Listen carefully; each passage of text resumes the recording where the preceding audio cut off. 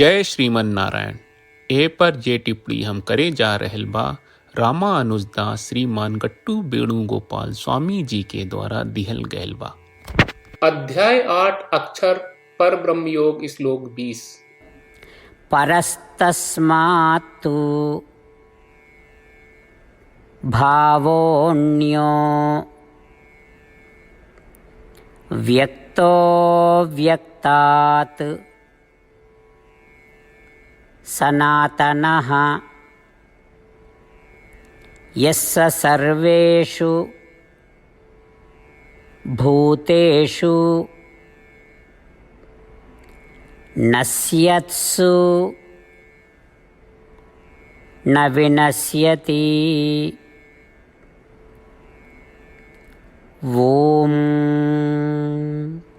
गीताचार्य श्री कृष्ण परमात्मा अर्जुन के साथे हमनी सबके अक्षर पर ब्रह्म योग सिखा रहल बानी। परमात्मा कहत बाड़न, अर्जुन सुनी, हम ओ लोग खातिर आत्मा की विशेषता बतावत बानी जे हमरा से आत्मदर्शन और आत्म साक्षात्कार के फल पावल चाहत बा।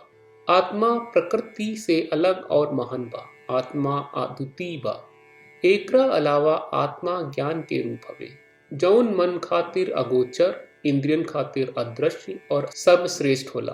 यही तरह श्री कृष्ण परमात्मा वर्णन कर रहल बा कि आत्मा कितना विशेष और अद्वितीय बा। जे लोग उनका से आत्मदर्शन आ आत्म साक्षात के फल पावे के चाहत बा, श्री कृष्ण परमात्मा के शिक्षा के ध्यान करत बार बार ई याद करत कि हमनी के ई देह न बल्कि आत्मा है, और ई याद करत कि हमनी कितना विशेष और अद्वितीय है। अकेले श्रीमन नारायण के शरण ले अकेले श्रीमन नारायण तक पहुँचे के मुख्य लक्ष्य रखत आई हमनी के श्री कृष्ण परमात्मा के शब्दन के ठीक ऐसन दोहरावे की कोशिश करी जा जैसन बा।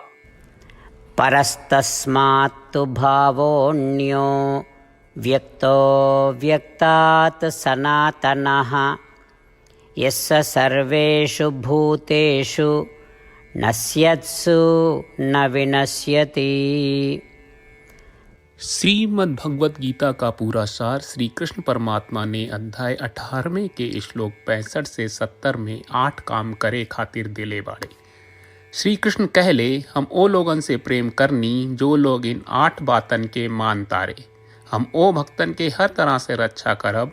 श्री कृष्ण परमात्मा के द्वारा बोलल गईल संपूर्ण भगवत गीता सुनला के बाद अर्जुन कहले, करिष्ये वचनम त्वा, जेके मतलब बा, कृष्ण मैं वही करब जौन आप कही।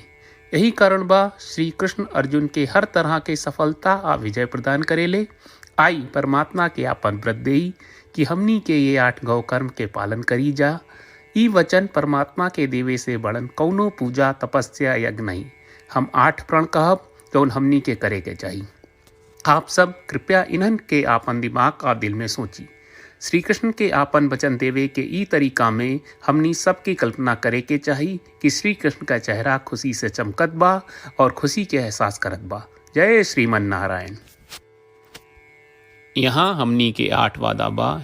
हमनी के पहला वादा, हे श्रीमन नारायण, आपका निर्देश के मुताबिक हम हमेशा तोहार ध्यान करब और तोहार बारे में सोचब। हमनी के दूसर वादा, हे श्रीमन नारायण, आपका सलाह का अनुसार हम हमेशा आपका भक्त रहब। हमनी के तीसर वादा, हे श्रीमन नारायण, हम आपन सब काम तोहरा सेवा के रूप में और तोहरा संतुष्टि खातिर करब। हमनी के चौथा वादा, हे श्रीमन नारायण, जैस की आप माने के कहले रहलू, हमरा बहुत विश्वास बा कि हम आपके होई और हम हमेशा आपन दोनों हाथ जोड़ के आपके नमस्कार करब और आपकी पूजा करब। हमनी के 5वां वादा, हे श्रीमन नारायण, हमरा के तोरा बात माम एकम शरणम ब्रज 1866 याद कहले, जहाँ आप हमरा के आपन का अर्पित करे का कहा। श्रीमन नारायण, मैं हमेशा तोहरे शरण में रहब। हमनी के 6वां वादा, हे श्रीमन नारायण, हमरा के तोहरा बात माँ सुचहा 1866 याद कहले कि आप हमनी के शोक ना करे का आश्वासन दे रहे बड़े, हम अब और शोक ना करब। हमनी के 7वां वादा, हे श्रीमन नारायण, आपने हमरा खातिर श्रीमद् भगवत गीता के वितरण करके हम सबके कृपा कहले और आशीर्वाद दहले बा। हम वादा करत बानी कि रोजाना कम से कम एक श्लोक पढ़ब या सुनब। हमनी के 8वां वादा। हे श्रीमन नारायण, आप गीता के पूरा मानवता तक ले गयलू। हम गीता में आपके दिव्य वचन के उन भक्तन तक पहुँचावे के प्रयास करब जे गीता से अपरिचित बा। हे श्रीमन नारायण, हम उई करब जौन तू करे का कहब। हम ऐसन व्यवहार करब जैसन आप चाहत बानी और हम खाली आपका खातिर काम करब। श्रीमन नारायण के रोज आपन वचन देहल कि हम ओइस करब जैस आप कहत बानी, ई अपने आप में बड़न पूजा बा। श्रीमन नारायण, करशे वचनम त्वा। श्रीमन नारायण, हम तोरे निर्देश के मुताबिक काम करब। सर्वम श्री कृष्ण अर्पणम अस्तु। जय श्रीमन नारायण। परस्तस्मात्तु भावोऽन्यो व्यक्तो व्यक्तात् सनातनः यस्य सर्वेषु भूतेषु नश्यत्सु न विनश्यति। ॐ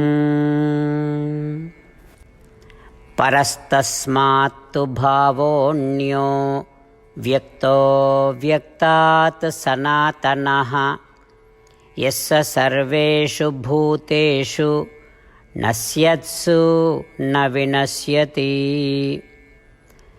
जय श्रीमन नारायण। सब भक्त लोगों से विशेष अनुरोध बा, जीवन में हर चीज में हमनी के तत्कालिक और प्रभावशाली परिणाम की अपेक्षा रहेला। एकरा खातिर आइए रोजाना 1 मिनट के समय निकालल जाए और नारायण आश्रम पढ़ल जाए। नारायण आश्रम प्राप्त करे खातिर नारायण आश्रम वेबसाइट पर जाई, जो www.narayanashram.org है, और पंजीकरण में आपन नाम और ईमेल दर्ज करी। आपके द्वारा प्रदान कईल गई ईमेल पर आपका एक नारायण आश्रम PDF प्राप्त हुई। PDF में एक रामायण श्लोक, एक गीता श्लोक और एक विष्णु नामम बा। ये तीनों के मिल के नारायण आश्रम कहल जाला। हर व्यक्ति के ये श्लोक के अलग अलग संयोजन मिलेला। जब हर कोई 24,000 भक्तन के साथ रोजाना आपन नारायण आश्रम पढ़त आ सुनत बा, ता हर दिन संपूर्ण रामायण का 1 दौर, श्रीमद् भगवत गीता पारायण के 33 दौर और श्री विष्णु सहस्त्रनाम स्तोत्र पारायण के 24 दौर प्रतिदिन पूरा होएला। ई एक बहुत ही उल्लेखनीय और विलक्षण परिणाम बा, जौन हर एक दिन ऐस करे से निकलेला। ई कारण बा कि आप और आपके परिवार के सदस्य तुरते जाके आपन नारायण आश्रम प्राप्त करी। जय श्रीमन नारायण।